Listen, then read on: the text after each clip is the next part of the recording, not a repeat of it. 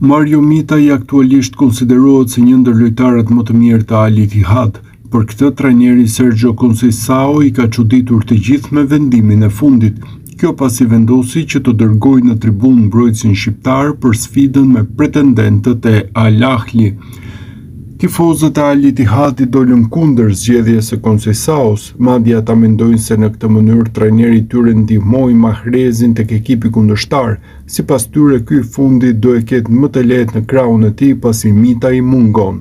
Në Arabinë Saudite lejohen deri në 8 lojtarë të huaj për ndeshje dhe Conceição nuk e mendoi Mitajin si të duhurin për të qenë një prej tyre.